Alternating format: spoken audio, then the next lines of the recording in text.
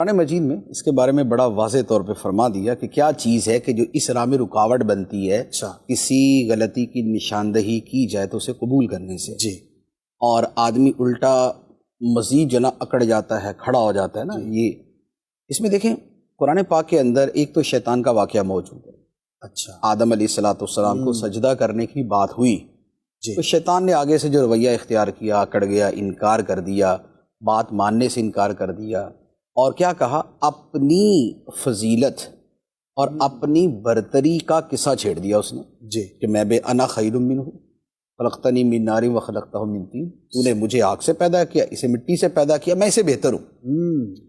تو معاملہ کیا ہوا کہ جہاں پر انانیت ہوگی جی، وہاں پر قبول کرنے کا مادہ کم ہو جائے گا۔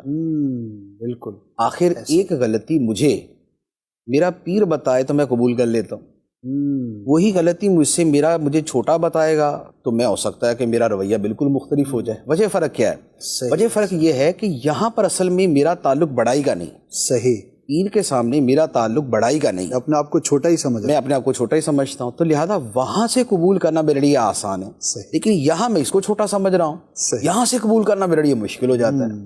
تو اب بات یہ ہے کہ جب آپ کی انانیت ختم ہو جائے، اللہ اکبر، تو آپ کے لیے قبول کرنا اتنا آسان ہو جاتا ہے۔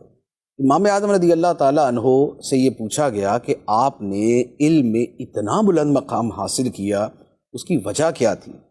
فرمایا کہ بتانے میں بخل نہیں کیا، پوچھنے میں شرم نہیں کی۔ اللہ اللہ، کیا بات ہے! کیونکہ پوچھنے میں بندہ کب شرم کرتا ہے کہ جب وہ کہتا ہے یار میں پوچھوں، میرے ذہن میں آیا کہ یار میں آپ سے پوچھوں اور آپ تو یہ اور میں تو یہ، تو یہ چیز جو ہے نا یہ مجھے استفادے سے روک دے گی، یہ مجھے لرننگ سے روک دے گی۔ لرننگ تب تک جاری رہتی ہے کہ جب بندہ چھوٹا ہو کے آئے، بڑا ہو کے آئے گا تو لرننگ نہیں ہوگی۔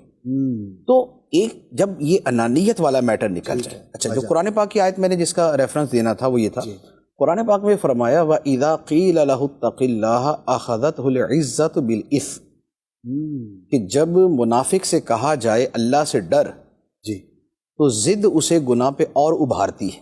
اللہ اللہ، اس کی عزت، اس کی انانیت، اس کے اپنے اندر جو اس کے بارے میں بڑائی ہے، یہ اسے ابھارتی ہے کہ تو اس کی بات کیسے قبول کر سکتا ہے۔ یہ ضد اتنی خطرناک چیز، تو ضد انانیت جو ہے یہ بیسیکلی برا وصف جو ہے وہ پیدا کر دیتی ہے۔ تو جب آپ انانیت ختم کر دیں گے پھر آپ ہر ایک کی قبول کرنا شروع ہو جائیں گے۔ امام اعظم رضی اللہ تعالیٰ عنہ کا واقعہ ہے جی، ایک بچہ جو ہے وہ کہیں جا رہا تھا کیچڑ میں، تو آپ نے فرمایا بیٹا دھیان سے پھسل نہ جانا، تو اس نے کہا کہ حضور آپ دھیان سے چلیں، آپ نہ پھسل جائیے گا، اللہ، میں پھسلا تو میں ہی پھسلوں گا، آپ پھسلے تو امت پھسل جائے گی۔ واہ کیا بات!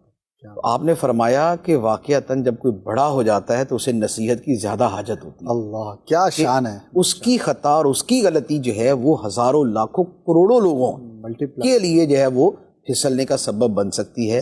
بات یہ ہے کہ یہ جب انانیت نکل جاتی ہے پھر ہر شے قبول ہو جاتی ہے۔ صوفیاء کرام کی تعلیم کے اندر سب سے پہلے یہ عاجزی کیوں سکھائی جاتی ہے جی، کہ بھئی یہ نکلے گی تو باقی سارا کچھ ہوگا نا، اس لیے پہلے دن وہ کام یہ لگاتے ہیں چلو بیٹا سب کے جوتے سیدھے کرو، صحیح، تو آنے والوں کے بعد جوتے سیدھے کرتے رہنا اس کا کام ہوتا ہے، پھر اس کے بعد بولتے ہیں اچھا چلو جوتے صاف بھی کر دینا، صاف بھی کرنے لگ جاتا ہے، پھر ہوتا ہے اچھا چلو اب جھاڑو پھیرو، جھاڑو پھرواتے ہیں اس سے، پھر اس کے بعد ایک وقت آتا ہے پھر اس کو لنگر کی ذمہ داری دے دیتے ہیں کہ اب لنگر تم نے تقسیم کرنا ہے۔ تو وہ کیا ہے کہ پہلے عاجزی سکھائی ہے، بعد میں لوگوں کو دینا سکھایا ہے، تو یوں چل سو چل تربیت۔